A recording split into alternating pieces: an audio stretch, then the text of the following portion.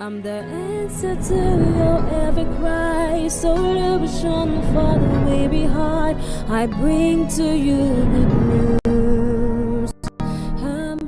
Ngiyabingelela mlaleli nalamuhla egameni lenkosi yethu Jesu Kristu angikwemukeleke lihlelweni lethu lokufundza incwadi yethu yemihla ngemihla lokungiyo irhapsodi yemaqiniso lebhalwe ngumfundisi Chris Oyakhilome DSCD. Lamhla ngolwesithathu tisithupha enyangeni yeNgci ku-2025. Mfundisi uthi naka labo labawamukelako umlayeto wakho. Livesi lethu lekuvula litfolakala kuba seRoma sahluko selishumi nakunye, livesi lelishumi nakunye. Lithi ngako-ke ngiyabuta ngithi bakhubeka baze bawa yini? Kodwa ngesiphambuko sabo insinziso yefikela betive khona kute uba sikhwele kubo. Mfundisi uthi na usashumayela uzuza imphefumulo utawutfola labanye bantfu bangafuni kulalela umlayeto wakho noma labangafuni kuta esontveni. Nangabe loko kwenteka ungadvumateki. Nangabe bangawulaleli umlayeto wakho nesimemo sakho yetama kufinyelela kulabanye bantfu, chubeka unake bantfu labakulalelako. Buka indlela uNkulunkulu lasebenta ngayo netive. Jesu wacale wetfula umlayeto wakhe kumaJuda ngobe bekubantfu bakhe. Wavela emkhatsini wabo wafike waletha umlayeto wembuso kodwa bazange bamemukele. Incwadi yaJohane sahluko sekucala livesi lelishumi nakunye ithi weda kuba kubo kodwa bantfu bakubo abazange bamemukele. Uyachubeka umfundisi uthi ngako-ke waze wenda njani? Wendlulisela lo mlayeto kubetive nasemhlabeni wonke. Futhi nalamuhla bantfu labanyenti basawemukela akabongwe uNkulunkulu. Haleluya. Loko kwenteka futhi nakupawula esikhatsini lesendlulile abesemkhankasweni wekuhlupha labo labebakholwa kuJesu Kristu amelene nelivangeli. Ngesikhatsi anikela inhlitiyo yakhe yonke enkosini, emaJuda lamanyenti labekanye naye akazange amlalele.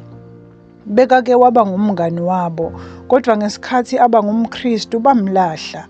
Ngekushesha Pawula wacala kukhuluma nebantfu betive labe batfunyelwe yinkosi kuye.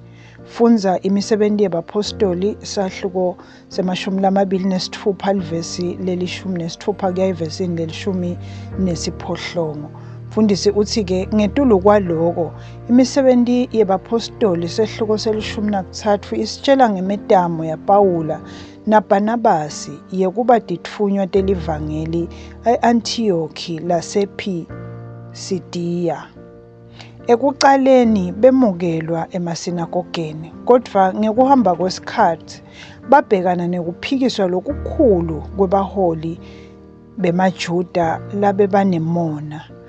Bathi nabalahlwa bathi bekudzingekile kutsi livi laNkulunkulu lishunyayelwe kini kucala, kodwa njengobe ningalinaki nitehlulela nini mathupha kutsi anikafanele kutfola kuphila lokuphakadze sesitawuya kubetive. Loku kutfolakala encwadzini yemisebenti yebapostoli sahluko selishumi nakutsatfu livesi lemashumi lamane nesitfupha. Umfundisi uthi ungacali uvumele labo labangawulaleli umlayeto wakho kutsi baphatse simo semoya wakho nome bente inshisekelo yakho iphele, bathandazele, ubancusele, kodwa ungabavumeli kutsi ngekungakwemukeli kwabo kususe inshisekelo yakho yekuchubeka nekufinyelela kulabanye ngelivangeli. Usachubeka uphumelela ekuzuzeni labanye. Ngalelinye lilanga batawucucuteleka futhi bakhuthateke futhi kuthi bakholwe, njengobe nje liBhayibheli lithi emaJuda atawucucutelwa kusinziswa kwebetive futhi njengesive bagcine bakholwa kuJesu Kristu.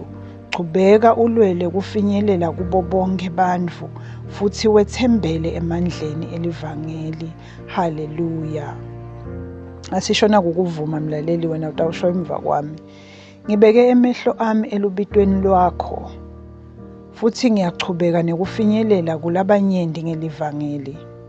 ngobe ngiyadi ukuthi lingemandla kaNkulunkulu ekusinzisa bonke labakholwako.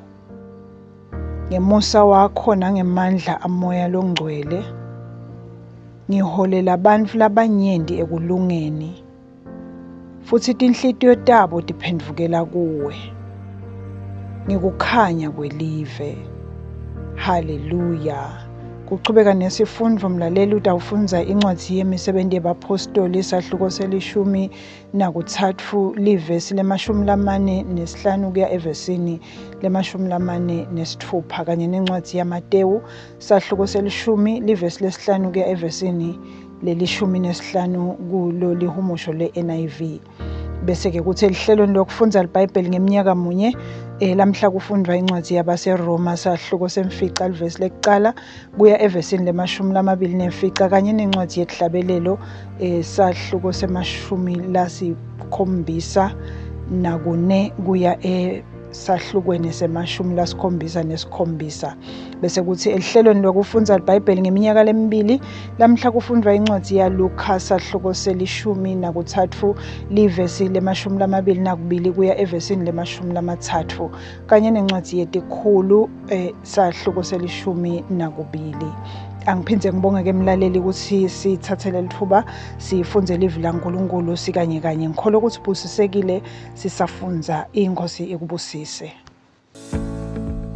Ngicela ngemlaleli ukuthi uma ngabe bowusengakayemukeli inkosi yethu Jesu, umane usho nankha emagama emva kwami uwasho ngenhlitiyo yakho yonke.